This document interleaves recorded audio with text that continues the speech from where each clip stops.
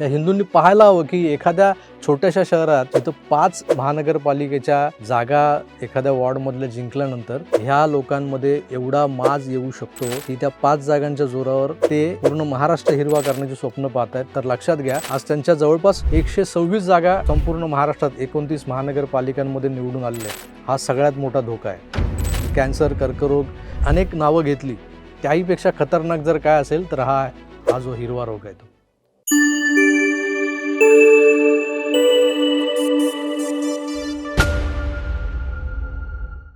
नमस्कार, वंदे मातरम. मित्रो, आज भारतासारख्या एका सार्वभौम राष्ट्राचा प्रजासत्ताक दिन आहे, 26 जानेवारी. आणि आज तुम्ही बघताय की तिरंगा लावला आहे. या तिरंग्यात 3 रंग आहेत, भगवा आहे, सफेद आहे आणि हिरवाई आहे. कुठलाही रंग इतर दुसऱ्या रंगावर ओव्हरपॉवर करत नाही आहे किंवा आक्रमण करत नाही आहे. भगव्याला तर वैराग्याचा रंग म्हटलं जातं आणि त्यामुळे वैराग्य आलेल्या लोकांकडून आक्रमणाची शक्यता तशी कमीच असते. या वैराग्य धर्माला पालन करणारे जे काही लोक आहेत, ज्यांना हिंदू म्हटलं जातं, त्या हिंदूंची सहिष्णुता, त्यांची सहनशीलता ही ज्या पद्धतीनं इतर धर्मियांना एक आयतं कोलीत मिळाल्यासारखं किंवा फुलटॉस बॉल मिळाल्यासारखं जे वाटतंय ना, त्या वाटण्याला कुठेतरी आता चाप बसायला लागली आहे 2014 नंतर.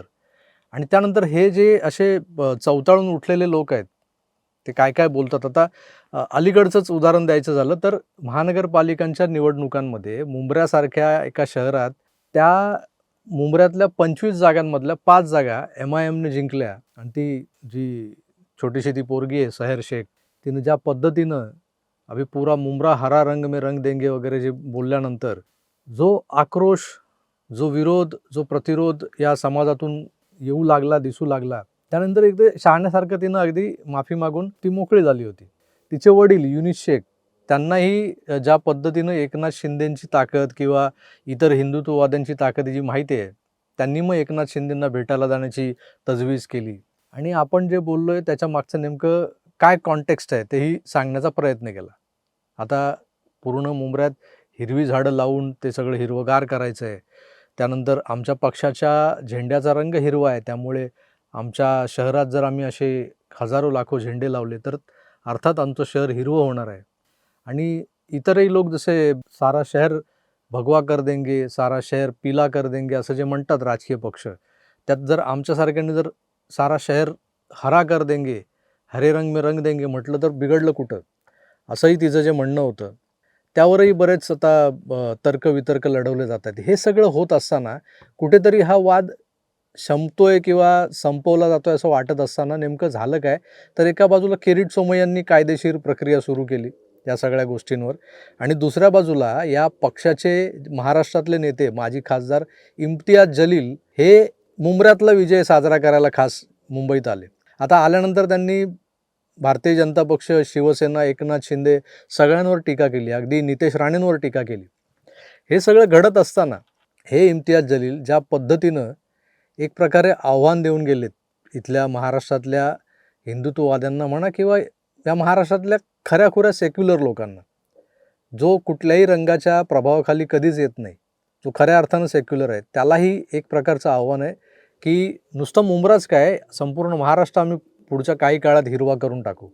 हा हिरवा करून टाकूचा अर्थ जो हे लोक सांगत असतात ना, त्याला संविधानिक, असंविधानिक असे वेगवेगळी स्वरूपं दिली जातात. बोलताना शब्दांचे खेळ करणं, शब्दविभ्रम करणं, हे आता इम्तियाज जलील यांना चांगलं जमतं आहे. आणि ते संभाजीनगरचे असल्यामुळे आणि तिथे बहुसंख्य लोक हे जेवढं हिंदी बोलतात तेवढंच मराठीही बोलतात, त्यामुळं इम्तियाज जलील बऱ्यापैकी मराठी बोलतात आणि मराठीतले बरेच शब्द हे आता त्यांना जमू लागलेले आहेत. त्यांनी तो शब्दविभ्रम करण्याचा प्रयत्न केला सुरुवातीला, पण कुठेतरी त्यांच्यातला जो हिरवा जो आहे ना, जो पिकल्या पानाचा देठ हिरवा असतो, तो हिरवा देठ कुठेतरी वळवळला. आणि त्यांनी ज्या पद्धतीनं आता जे आव्हान दिले की हम पूरी तरह से पूरी मजबूती के साथ मजलिस इत्तेहाद और मुस्लिमीन एक बार फिर से कहकर जा रहे हैं कि सिर्फ मुंब्रा की क्या बात कर रहे हैं तुम, आने वाले वक्त के अंदर हम महाराष्ट्र के अंदर हम अच्छा खासा हरे रंग को फैलाएंगे. नुसतं मुंब्राच काय घेऊन बसलात, आम्ही पूर्ण महाराष्ट्र हिरवा करून दाखवणार आहोत. MIM हा जो काही जातीवादी पक्ष आहे, इस्लाम दार्जिना पक्ष आहे, मी तर सातत्याने म्हणत आलो आहे की जसं स्वातंत्र्यपूर्व काळात मुस्लिम लीग होती ना या भारतात, त्या मुस्लिम लीगचं सुधारित स्वरूप जे आहे ते हे MIM आहे. MIM म्हणजे भलेही त्याचे काही अर्थ लावले जातात, त्यातला इत्तेहादुल आणि इतर जे काही शब्द आहेत, मुसलमीन, मजलिस, या सगळ्या शब्दांचे वेगवेगळे अर्थ तुम्ही उर्दूतले शोधून काढा, पण सरतेशेवटी हिरवे ते हिरवे. आणि या हिरव्यांमधला जो माज आहे तो माज आपल्याला बघायला मिळतोय. आज इम्तियाज जलीलसारखा माणूस मुंबईत येऊन, मुंबऱ्यात येऊन ज्या पद्धतीनं इथल्या सत्ताधाऱ्यांना, इथल्या राज्यकर्त्यांना आव्हान देऊन गेला आहे, यावरून तुमच्या लक्षात यायला हवं की MIM हा जो काही एक प्रकारचा वाढता धोका आहे, कर्करोग माणसाच्या शरीरामध्ये ज्या पद्धतीनं वेगानं पसरायला सुरुवात करतो आणि मग एक एक करत शरीरातले सगळे जे अवयव आहेत ते मल्टिपल ऑर्गन्स फेल्युअर जे काही आपण ऐकतो ना, काही लोकांच्या मृत्यूची कारणं, या देशातली लोकशाही एक दिवस अशाच मल्टिपल ऑर्गन फेल्युअर्सने मरणार आहे. आणि त्याला कारणीभूत ठरणार आहे हा हिरवा कॅन्सर. हा हिरवा कॅन्सर वेळीच खुडणं, त्याच्यावर केमोथेरपी करणं गरजेचं आहे.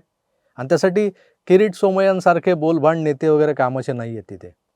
तिथे जशास तसा बोलणारा नितेश राणे हवा आहे, जशास तसा बोलणारा गोपीचंद पडळकर हवा आहे. आणि त्यावरही कडी म्हणजे ज्या ठाण्यात मुंब्रा येतं ना, त्या ठाण्याचे धर्मवीरांचे जे शिष्य आहेत, दाढीवाले बाबा, ते एकनाथ शिंदे हवेत.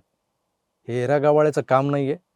त्यामुळं या पुढचा जो संघर्ष आहे ना हिरव्या आणि भगव्यातला, तो अधिक तीव्र होतो आहे की हा हिरवा जो आहे तो जसा मुंब्राभर पसरला आहे, तो हिरवा ठाणं गिळंकृत करेल हळूहळू मुंबईत. ज्या पद्धतीनं तो आता फिक्कट पोपटी रंगाची जी छटा आता कुठे कुठे दाखवतोय, मालाड, मालवणी, भेंडी बाजार, मोहम्मद अली रोड, जोगेश्वरी, बेहरामबाग, हे सगळे जे प्रांत आहेत ना, गडद हिरव्या रंगात कधी परावर्तित होतील आणि मुंबई मुंब्र्यासारखी हिरवी होईल, ही जी काही भीती आहे ना, ती भीती या हिंदूंना कधी खडबडून जागं करणार आहे याचीच मला काळजी लागली.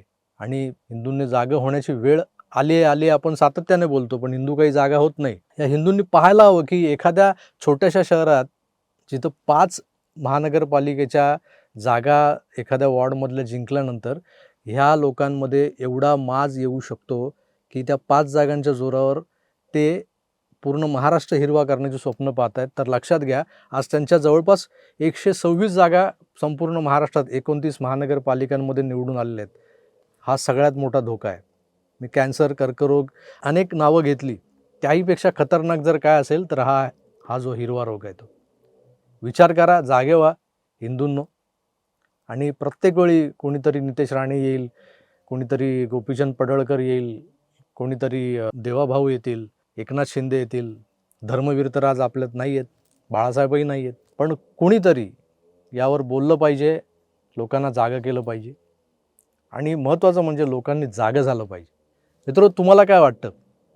इम्तियाज जलील या माणसामधला जो काही उर्मटपणा, जो काही माज जो आहे, म्हणजे एका बाजूला जेव्हा आपल्या अंगाशी येतं असं दिसल्यावरती त्या सैर शेखनं माफीनामा सादर केला होता. ती सैर शेख सरळ इम्तियाज जलील शेजारी बसलाय म्हटल्यावर एवढ्या कॉन्फिडन्सने बोलते की मी माफीनामा वगैरे काही दिला नव्हता, मी ज्या कॉन्टेक्स्टमध्ये बोलले होते ते संविधानिक विषयाबद्दल बोलले होते की आमच्या पक्षाचा झेंडा जो आहे तो हिरव्या रंगाचा आहे.